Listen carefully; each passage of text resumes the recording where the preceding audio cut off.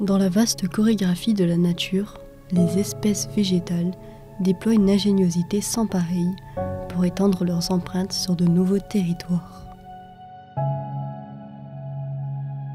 À travers un ballet millénaire, elles ont développé une panoplie de stratégies sophistiquées. Pour semer leurs graines à travers les vastes étendues, elles font appel à des alliés improbables.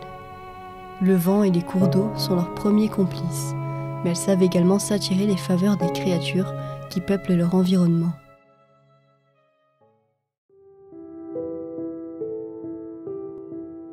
Nous sommes allés à la rencontre de Cédric Paulet, photographe et botaniste, qui nous a fait explorer la beauté et la diversité des graines à travers ses échantillons et clichés.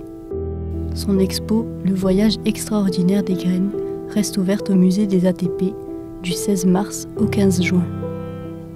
L'origine de cette expo vient tout simplement de ma passion pour les graines. Je suis photographe botaniste, passionné à la base par les écorces, c'est mon travail depuis près de 25 ans, mais à chaque fois que j'ai voyagé un peu partout dans le monde entier, j'ai eu cette chance de pouvoir prendre des photos et collecter quelques fruits, quelques graines. Et progressivement, ça a mis en place une collection assez unique en France en tout cas, avec plus de 3000 échantillons et variétés différentes.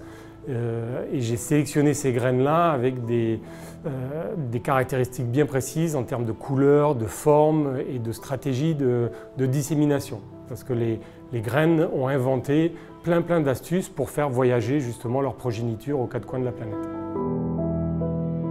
Certaines plantes choisissent des partenaires bien particuliers, les animaux. C'est ainsi que se dessine une alliance singulière entre le règne végétal et animal.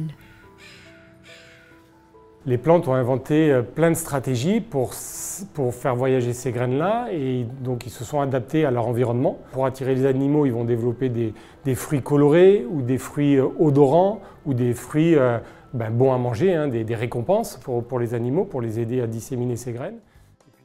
Pour répandre leurs graines, certaines plantes comptent sur un élément bien plus fort que les animaux. La championne des graines des fruits qui voyagent sur l'eau, ça va être la noix de coco. Elle peut faire plus de 5000 km sur l'eau pendant 1 à 2 ans. Et puis le jour où elle rencontre un rivage sur une île, s'échouer. Et comme elle a toutes les réserves, elle a l'eau, elle a les nutriments à l'intérieur, elle va pouvoir regermer facilement, à tel point qu'on ne sait même pas l'origine exacte de la noix du cocotier. Parce que la noix de coco a voyagé notamment sur tout l'océan Indien.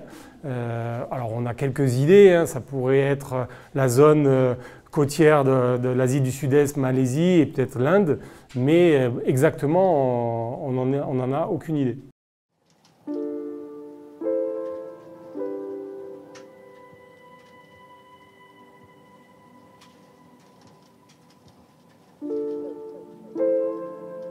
Dans cette symphonie de la propagation, chaque acteur joue un rôle crucial, orchestrant le ballet de la vie sur notre planète.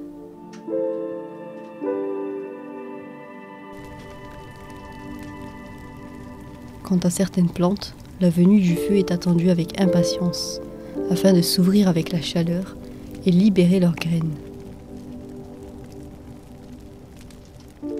Ce sont des plantes qui sont adaptées notamment aux incendies forêts répétés dans certains endroits du monde, en particulier en Australie, en Afrique du Sud, en Californie, donc pour tout le bassin méditerranéen également.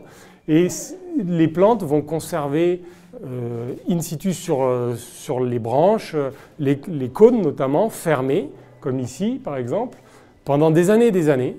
Et quand le feu passe, la résine qui bloque l'ouverture de ces petites bouches-là va fondre littéralement et va justement permettre l'ouverture et la libération de ces graines-là.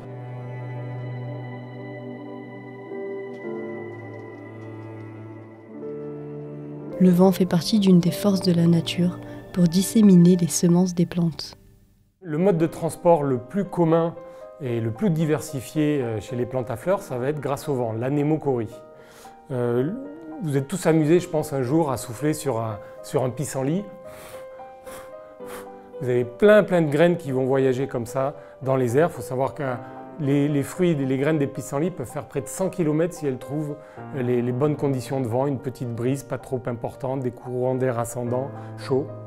Donc ça peut voyager vraiment très très loin. Vous avez dans les prairies aussi le salsifis des prés.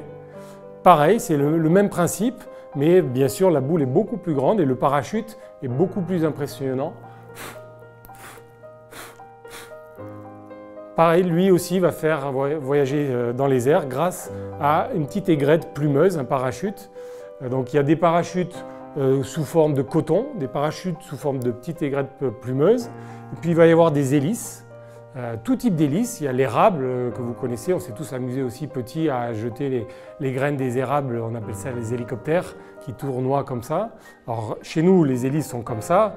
Vous allez par exemple ici, vous envoyez des hélices du Brésil, elles sont grandes comme ça. Vous en avez à 2 hélices, à 3 hélices, à 5 hélices. Plus vous avez d'hélices, plus la graine va avoir tendance à flotter dans l'air et aller un peu plus loin du coup, de là où elle est née. Certaines plantes sont adaptées à la sécheresse. Dès qu'une moindre goutte de pluie imbibe le fruit, il s'ouvre et libère la graine.